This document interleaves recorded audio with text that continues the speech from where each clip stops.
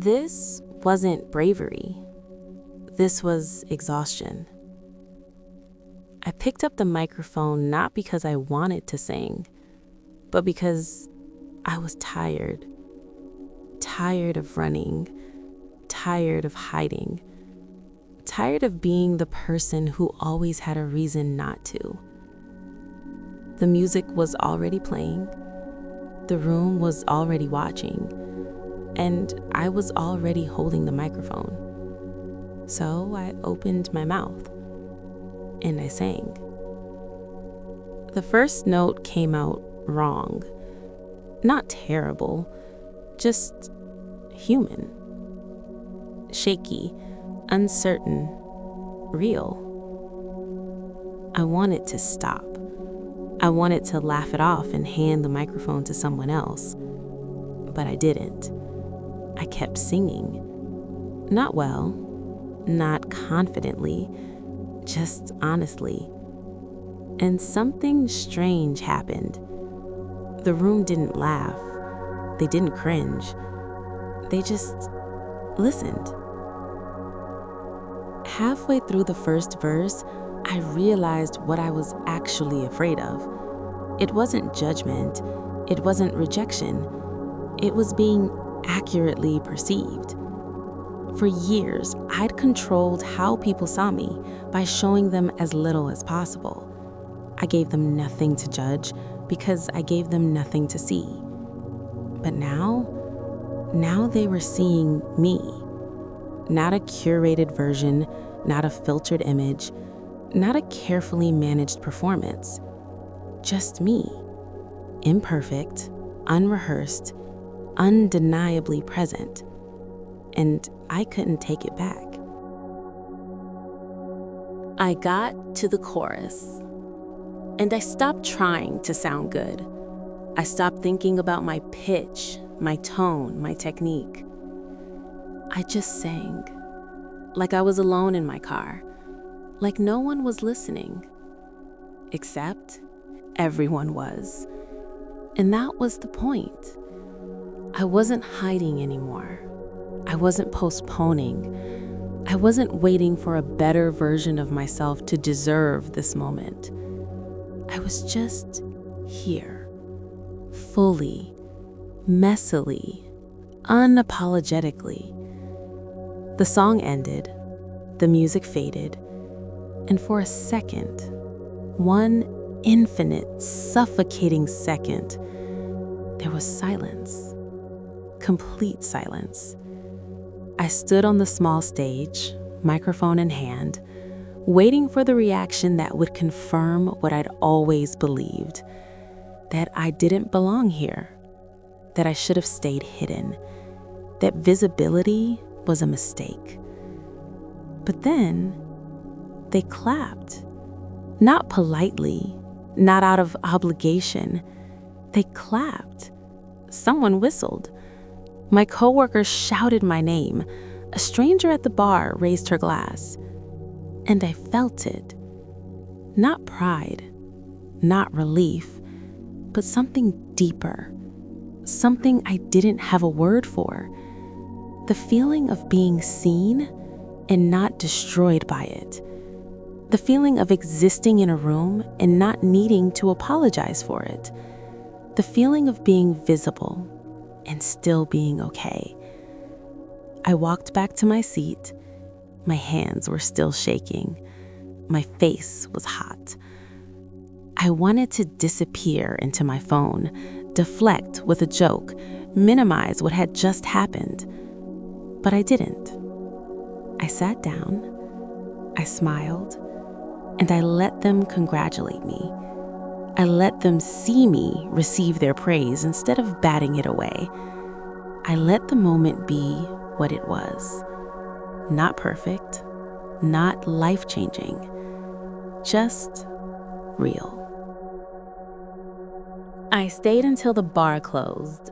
I laughed too loud. I told stories I'd normally keep to myself. I existed without editing.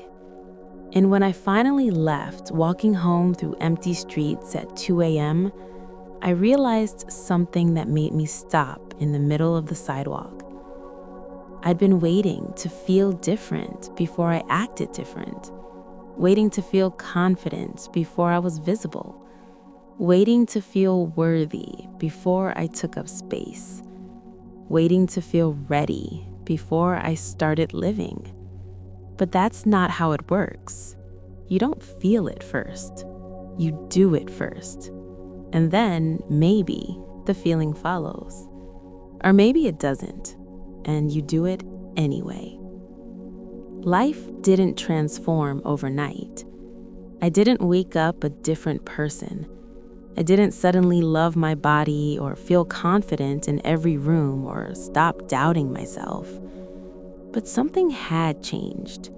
I started saying yes more. Not to everything, just to the things that scared me in a way that felt like growth, not danger. I went to a pottery class. I joined a book club. I spoke up in a meeting. Small things, forgettable to anyone watching. But to me, they were everything. One morning, about 3 months after the karaoke night, I walked past a mirror and I stopped. Not to critique, not to fix, just to look. And I didn't recognize the person staring back, not because I looked different, but because I felt different. I looked present, like I was actually inhabiting my body instead of haunting it, like I'd stopped waiting for permission to exist and just started existing. And I realized I'd been so focused on changing my body that I'd missed the real transformation. I wasn't smaller, I wasn't thinner, I wasn't better. I was just here, fully, finally. Procrastination didn't disappear. It still whiskers. It still offers me 1,000 reasons to delay, to retreat, to postpone. But now I recognize it, not as wisdom, not as self-care, not as patience, but as fear. Fear of being seen, fear of being wrong, fear of existing imperfectly in a world that demands polish. And when I hear it now, I don't fight it. I just say, I know you're scared, but we're doing it anyway. And I do. I saw him again. The man from the library. Same table, same Tuesday. This time when he looked up and smiled, I didn't hide. I smiled back, and I kept walking. Not because I was interested, not because I was brave, but because being seen didn't feel like being caught anymore. It just felt like existing. I don't hate the old version of me, the one who kept me small and safe and invisible.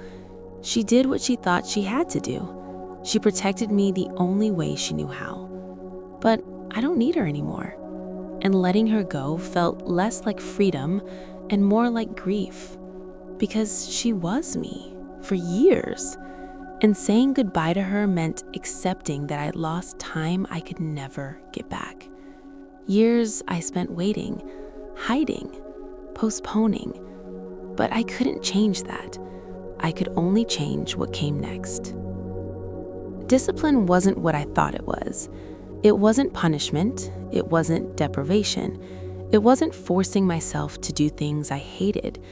It was just the decision to act without waiting to feel ready, to show up when motivation was absent, to choose presence over comfort, over and over and over again, until it stopped being a choice and became a rhythm.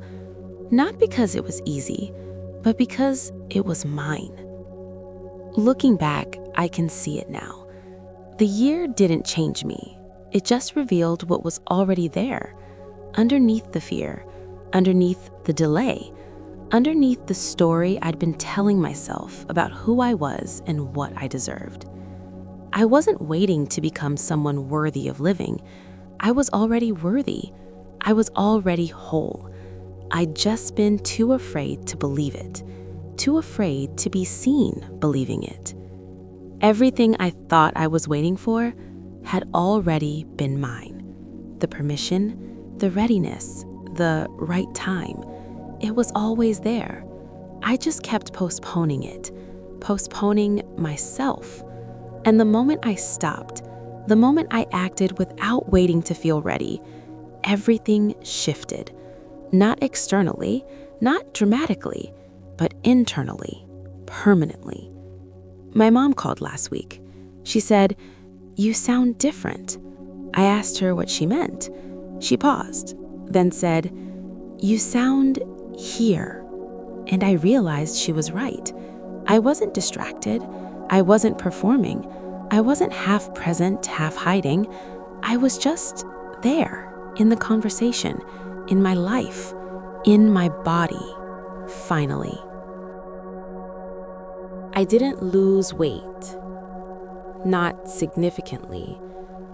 I didn't transform into someone unrecognizable. I didn't fix all my problems or heal all my wounds or become the person I thought I needed to be. But I stopped disappearing, and that changed everything. Because the problem was never my body. It was never my circumstances. It was never the world around me. It was the fact that I'd been postponing my own existence, waiting for some future version of myself to finally be worth showing up for. But that version didn't exist. She never would. Because I was the one I'd been waiting for, and I was already here. The year didn't change me. I just stopped postponing myself. And it turned out that was all I ever needed to do. If you've ever felt like your life hasn't started yet, if you've ever waited for permission that never came, if you've ever postponed yourself, you're not alone. Subscribe, because your story doesn't end here either.